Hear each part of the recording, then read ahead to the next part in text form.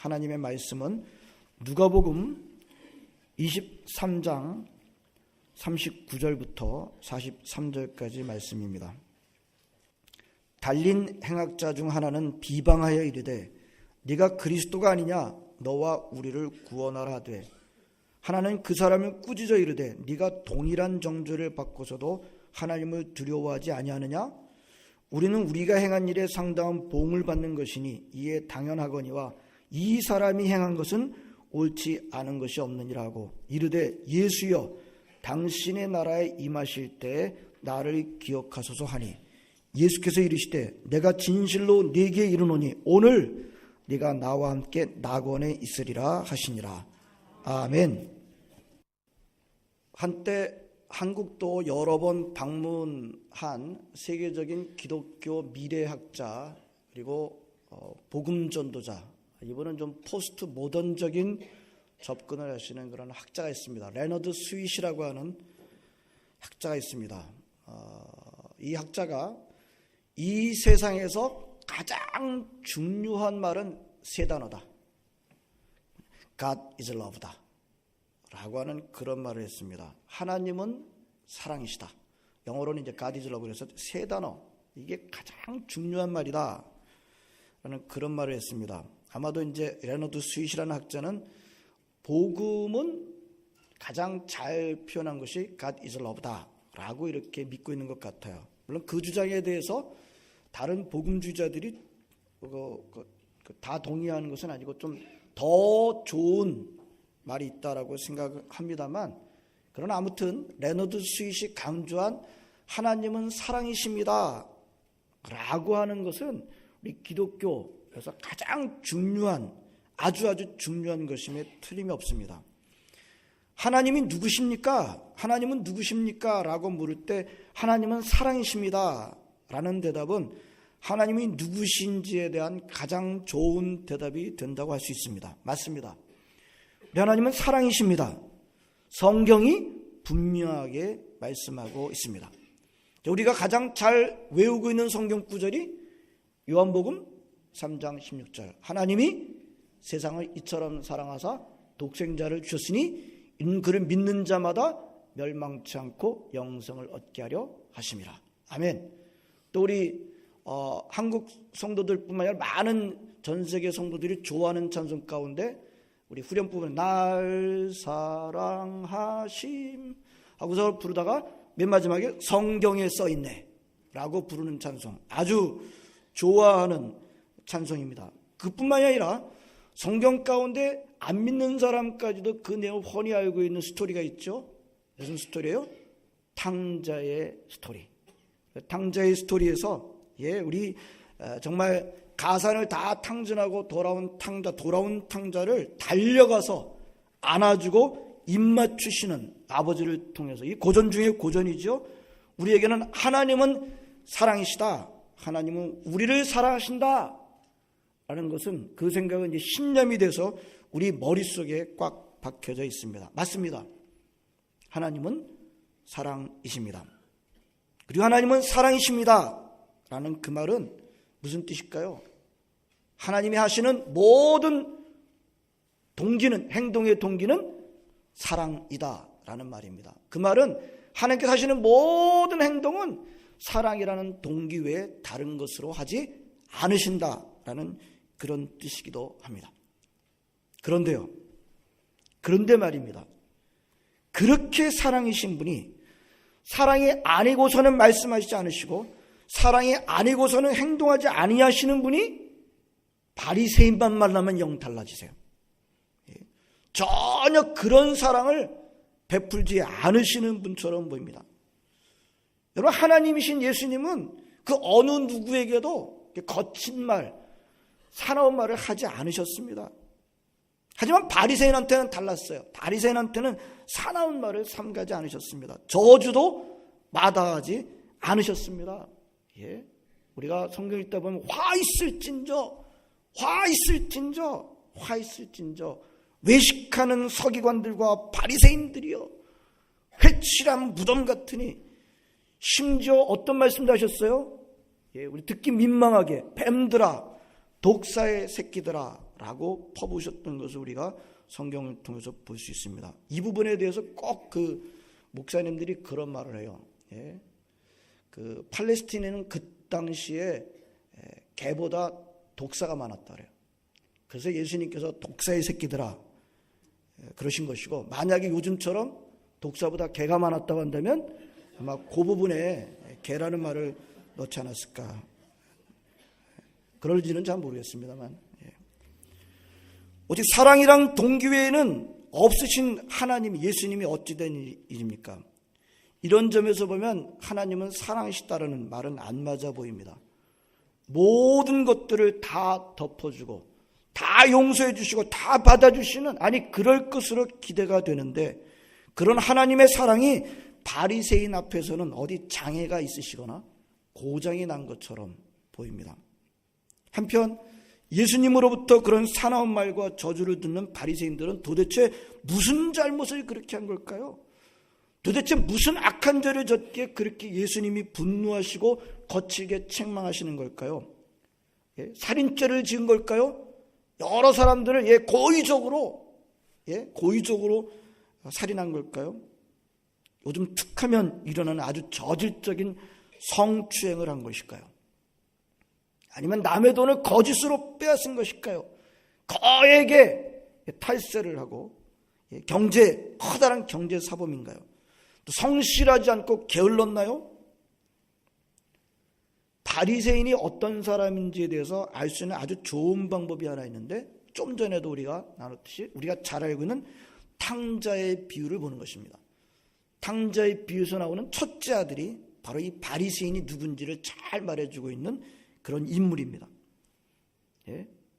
돌아온 탕자를 위해서 아버지는 어떻게 하죠? 달려가서 안고 입 맞추고 반지를 끼워주고 신발을 신겨주고, 그 다음에 또 무엇을 하나요? 살진 송아지를 잡게 하고 잔치를 벌입니다. 마다들은 어떻게 하고 있었던가요? 밭에 가서 일하고 돌아오고 있다가 집에서 잔치가 벌어진 소리를 듣습니다. 난리가 난 거예요. 풍악이 울리고 사람들이 춤을 추고 빙글빙글 돌아가고, 세상에 자기네 집에서 그런 잔치를 본 적이 없습니다. 들어가지 않습니다. 대신 종을 불러냅니다. 무슨 일이냐? 당신의 동생이 돌아왔습니다. 아버지가 그 동생을 위해서 살진 송아지를 잡아 지금 잔치를 벌여주고 있습니다. 열받습니다. 안 들어갑니다. 아버지가 나오기까지 합니다. 들어가자고 권면합니다. 그때 그 마다들이 이렇게 말합니다. 그가 한 말이 굉장히 중요해요. 내가 여러 해 아버지를 섬겨 명을 어김이 없거늘 내게 염소 새끼라도 주어 나와 내 벗으로 즐기게 하신 일이 없더니 아버지의 살림을 창녀들과 함께 삼켜버린 이 아들이 돌아오매 이를 위하여 살찐 송아지를 잡으셨나이다. 성도 여러분, 예수님이 그렇게 사나운 말씀을 하시고 저주했던 바리새인은 전혀 살인한 사람이 아니었어요. 성추행자거나 사기꾼이거나 경제사범이거나 게으른 사람이 아니었으면, 전혀 그런 사람이 아니었어요. 보십시오. 그날도 마다들은 밭에 나가서 아주 열심히 일하고 돌아온 것입니다. 그러면서 뭐라 그래요? 이 마다들이 한 말을 내가 여러 해 아버지를 섬겨, 이 부분에 대해서 NIV 성경은 이렇게 번역을 했어요. Look, all these years I have been slaving for you. 계속해서 저는 아버지를 슬레이브처럼, 종처럼 당신을 섬겨오고 있습니다. 지금도. 아들이었어요. 집에서 종처럼 일해왔습니다. 그 다음에 뭐라면 명을 어김이 없거는 never disobeyed. 아버지의 말을 한 번도 어긴 적이 없어요. 이 마다들은요, 아버지 곁을 떠난 적이 없습니다. 룰을 어긴 적도 없어요. 일을 놓은 적도 없습니다. 딴 나라에 전혀 간 적도 없습니다. 그렇다면 왜 이런 아들이 예수님으로부터 책망을 받아야 하고 저주까지 받아야 하는 걸까요? 오늘 본문으로 오십시다. 예수님이 십자가에 못 박히셨을 때 로마는 두 사형수도 예수님과 같이 십자가에 못 박는 사형을 집행했습니다. 마태, 마가복음은 그 사람들을 강도라고 하고 있습니다. 하지만 일반적인 강도는 아니었을 것이 분명합니다. 그러면 십자가형은 일반적인 강도가 받는 형이 아니에요. 일반적인 강도를 십자가형을 주지 않았습니다. 십자가형은 누구한테 내리는가 하면 정부에 대한 반역죄. 그 정도가 아니면 십자가형을 잘 내리지도 않았고요. 그 다음에 로마 시민한테는 십자가형 안 줬대요. 왜 그랬어요? 십자가형만큼이 잔인한 처형이 없어서요. 사람을 널려 죽이는 거예요. 예? 죽음의 고통은 최대로 맛보게 하면서 죽게 하는 고통, 이 처형이기 때문에 자기네 나라 국민한테는 대순적으로 십자가형 안 내렸대요. 예? 비로마인들에게, 그것도 정부를 반역한 반역죄라고 하는 그 정도의 중죄자가 아니면 십자가형을 안 준 것으로 알고 있습니다.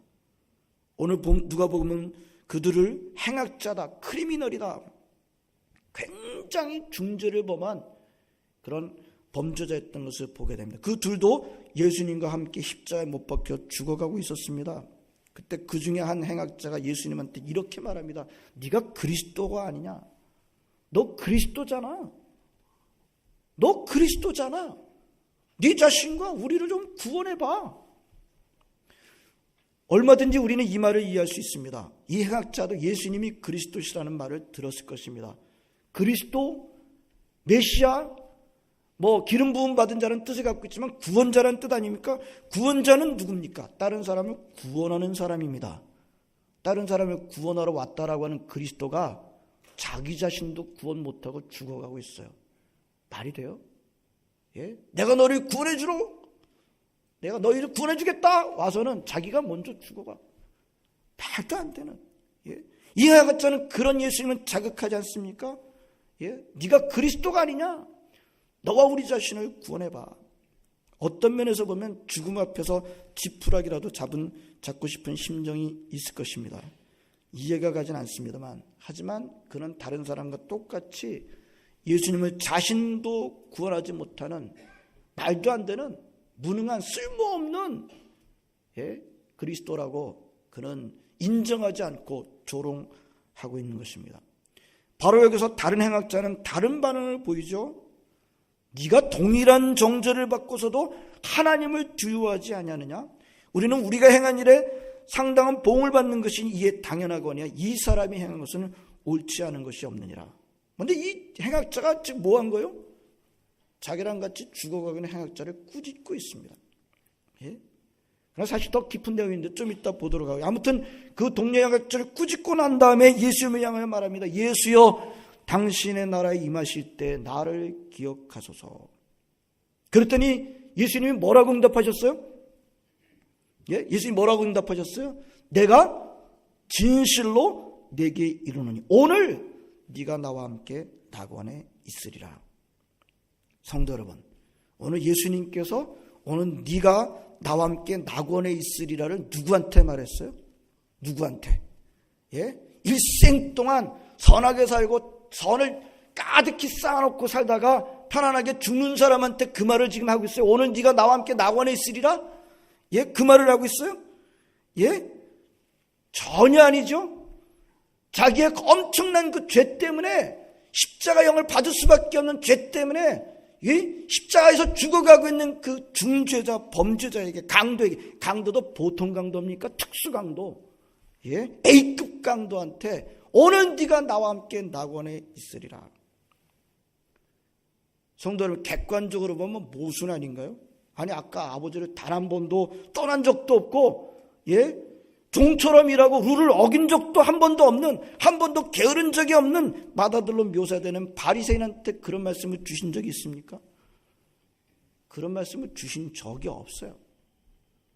예? 그런 말씀을 주시기는 그냥 바리새인한테는 뭐라 그랬어요? 예수님이 자기들도 천국에 안 들어가면서 다른 사람들도 못 들어가게 막고 있다. 예?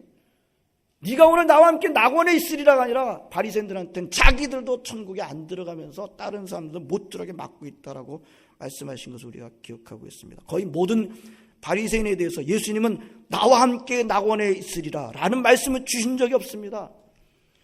그래서 여기서 나오는 낙원에 대해서 많은 학자들이 이것은 에덴 동산을 의미할 수도 있다, 그렇게 말합니다. 여러분, 이게 네가 나와 함께 낙원에 있으리라는 말은 무슨 뜻인가 하면 아담이 죄를 짓기 전에 하나님과 교제했던 그 친밀한 교제, 하나님과 아무런 거리낌이 없이 벌거 먹고 있었는데도 아무런 거리낌 없이 하나님과 교제했던 친밀한 교제, 그거를 의미하기도 해요. 여러분, 바리새인들한테 그런 친밀한 교제를 주신 적이 있으십니까? 예? 그런 말씀을 주신 적이 있나요? 그럼 예수님이 처음부터 바리새인을 차별하신 걸까요? 전혀 그렇지 않죠. 예수님은 차별 없이 바리새인들에게도 예수님과 사귈 수 있는 기회를 얼마든지 주셨습니다. 이 점은 우리가 공관복음서를 보게 되면 얼마든지 확인할 수 있어요. 아주 분명합니다. 처음부터 바리새인을 차별한 것이 아니었어요.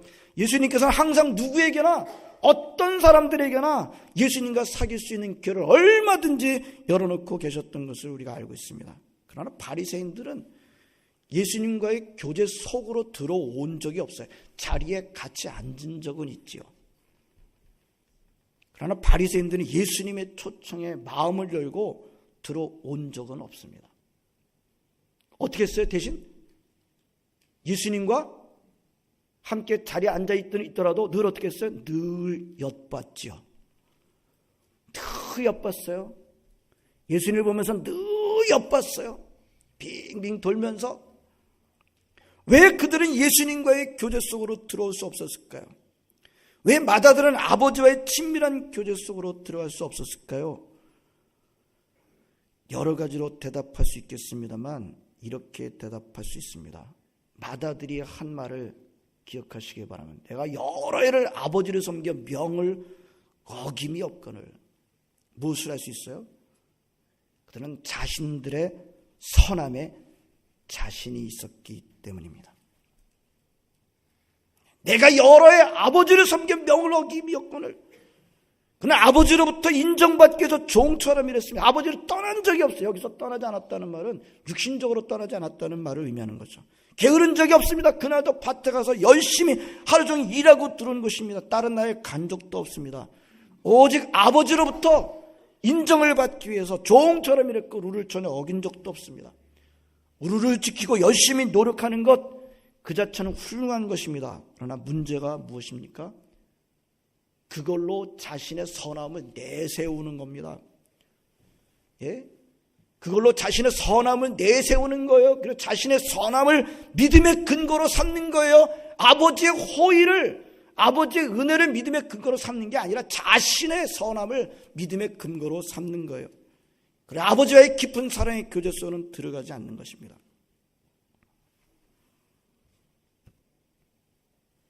자, 이제 두 사람의 차이를 한번 정리해 볼까요? 결론부터 말합시다. 간단하게 말하면 바리새인은 회개한 적이 없습니다. 바리새인은 열심히 일했습니다. 종처럼 일했습니다. 아버지의 명을 어긴 적, 룰을 어긴 적이 없어요. 딴 나라 간 적이 없어요. 근데 그는 회개한 적도 없습니다. 다시 말해서 그는 하나님 앞에 자신을 내려놓은 적이 없습니다. 자신이 전혀 구원받기에 무가치하고 무능력한 죄인임을 고백한 적이 없습니다. 그는 항상 자신의 선함에 자신이 있었습니다. 저는 아버지의 명을 어긴 적이 없습니다. 그들은 하나님을 무서워하긴 했지만 진정한 의미에서 하나님을 두려워한 적은 없습니다. 경외한 적은 없어요. 하나님 저 멀리 나한테 룰을 강요하는 그런 분으로만 생각을 했지. 그런 하나님을 진정으로 마음속에서 우러나는 존경의 마음을 갖고 경외하거나 하나님과 깊은 사랑의 교제 속으로 들어가지는 않았습니다. 자, 아까 남겨뒀던 이 십자가 달려있는 죽어가는 이 행악자로부터 우리는 뭐라고 하고 있는지를 우리가 좀 더 자세하게 보도록 하겠습니다. 반면에 십자가 처형을 받아야 할 만큼 죽어마땅한 이 행악자가 동료 행악자한테 먼저 뭐라고 말해요?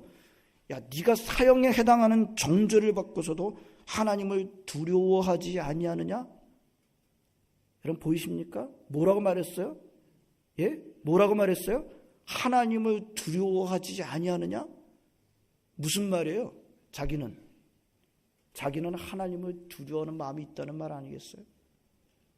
네가 동일한 정죄를 받고서도 사형에 해당하는 정죄를 받는 이 순간에도 네가 정신 못 차리고 하나님을 두려워하지 않느냐? 예? 보이십니까? 하나님을 두려워하는 마음을 말하고 있어요.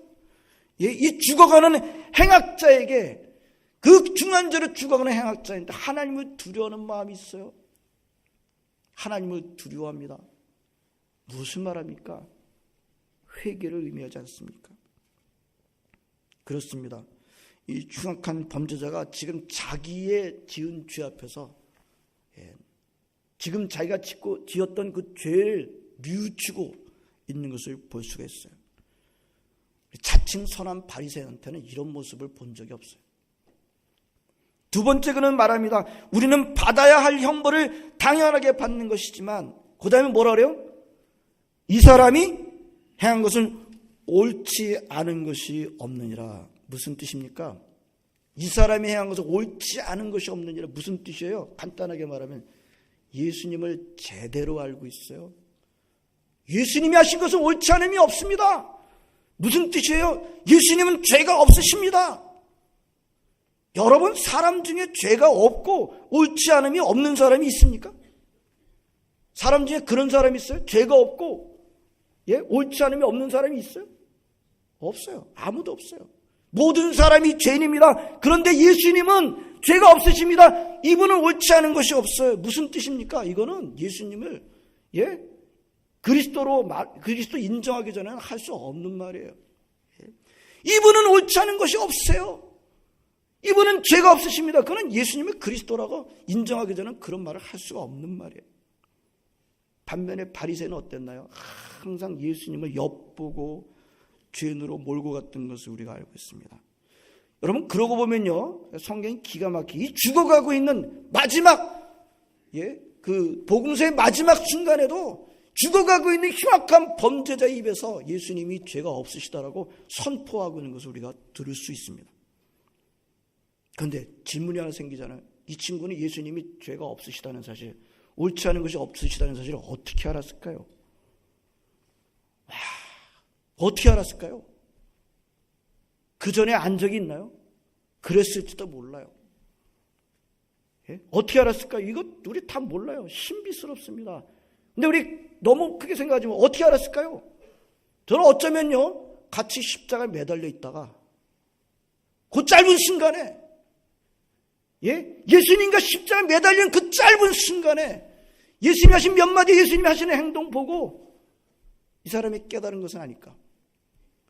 어떻게 생각하십니까?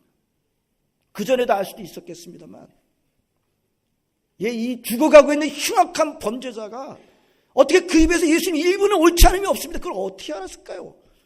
우리는 그 대답을 다 들을 수는 없어요. 하지만 우리는 얼마든지 생각해 볼 수 있고, 그 짧은 순간에, 죽어가고 있는 그 짧은 순간에 그 예수님과의 짧은 만남이라도 할 수 없는 그 같이 매달려 죽어가는 그 순간에 그는 예수님이 누구신지를 깨닫게 되는 것입니다. 이거는 여러분 신비요 은혜인 것입니다. 그리고 그는 이렇게 말합니다. 예수여, 당신의 나라에 임하실 때 나를 기억하소서. 이게 무슨 말인가요? 당신의 나라가 임할 때 나를 기억하소서. 그게 뭐예요? 당신의 나라가 임할 때 나도 그 나라에 들어가게 해 주세요. 그 말 아닙니까? 그 말은 무슨 뜻이에요? 그 나라의 주인은 당신이십니다. 맞죠? 그 나라의 주인은 나를 들어가고 못 들어가게 하는 주권이 당신한테 있습니다. 당신이 주인이십니다. 이건 신앙 고백이에요. 신앙 고백이에요. 당신이 주인이십니다. 여러분, 로마서 10장 9절 10절에서 우리가 어떻게 하면 구원받는다 그랬어요? 예수님을 주님으로 마음으로 믿어 의에 이르고 입으로 시인하여 구원에 이르느니라. 예수님, 당신은 주인이십니다. 지금 그 얘기하고 있는 거예요. 그 얘기를 마음으로 믿고, 지금 죽어가고 있는 이 사람이 마음으로 안 믿었다고 할 수 있어요? 마음으로 믿고, 나를 기억해서 이건 뭡니까? 나는 당신을 믿습니다. 그 말이에요. I trust in you. 당신이 주인이십니다. 이건 신앙 고백인 것입니다. 놀랍지 않습니까? 그 짧은 죽어가는 중에, 이 흉악한 죄인이 죽어가는 중에 몇 마디 쏟아놓은 이 말씀 속에서 구원에 필요한 모든 내용들이 다 담겨 있지 않습니까? 회개가 가장 들어있습니다. 예수님은 죄가 없으시다고, 예수님을 제대로 보고 있어요. 그리고 자기를 기억해달라고. 예수님이 주인이십니다. 라고 신앙을 고백하고 있습니다. 이런 사람한테 예수님이 뭐라고 응답하셨어요? 오늘 네가 나와 함께 낙원에 있으리라. 어떻게 하셨어요? 그것도 강조하면서 내가 진실로 도장 꽝꽝꽝꽝 여러 번 찍어가지고 내가 진실로 오늘 네가 나와 함께 낙원에 있으리라. 할렐루야. 아멘. 여기서 굉장히 중요한 점이 있어요. 이 사람이 그 다음에 선을 쌓은 게 있나요? 예수님을 주님으로 고백하고 난 다음에 선을 행한 게 있나요? 아무것도 없어요. 왜요? 시간이 없어요. 선을 행하고 싶으나 죽어가고 있는데 무슨 시간이 있어요. 하지만 어쨌든 우리는 뭘 알게 돼요? 그는 선을 쌓지 않았어요. 하지만 오늘 예수님으로부터 무슨 말씀 들었어요? 그 나라의 주인이 되신 예수님부터 무슨 말씀 들었어요? 네가 오늘 나와 함께 낙원에 있으리라. 이 말 못 들으면 인생은 꽝입니다. 아주 중요한 점입니다. 그는 선을 행하지 않았는데도 낙원을 허락받았습니다. 반면에 난 아버지의 명을 어긴 적이 없어요. 단 한 번도 룰을 어기지 않고 선을 쌓아오면서 살았던 선한 사람에게는 나와 함께 낙원에 있으리라 말씀하지 않았어요. 여러분, 이게 얼마나 역설입니까? 오늘 예배를 드리는 여러분들 가운데, 이 말씀을 듣는 여러분들 가운데 역설 속에 있는 진리를 놓치시는 분이 한 분도 없으시기를 바랍니다. 여기에 기독교의 진리가 들어있어요. 따라서 하겠습니다. 오직 믿음으로만 구원받는다. 아멘. 또 하겠습니다. 회개가 믿음이다. 아멘. 아버지의 명을 어긴 적이 없다는 마다들이 아니라 회개한 범죄자에게 우리 주님은 나와 함께 낙원에 있게 될 것이다 라고 말씀해 주신 것을 믿으면서 아버지의 명을 어긴 적이 한 번도 없다는 마다들이 되지 마시고 오히려 이 예수님과 함께 달려졌던, 그래서 회개하는 범죄자가 오히려 되시는 여러분 모두가 되시기를 주의 이름으로 축원합니다. 기도하시겠습니다. 하나님 감사드립니다. 주님의 전에 함께 와서 예배드리는 것은 큰 기쁨입니다.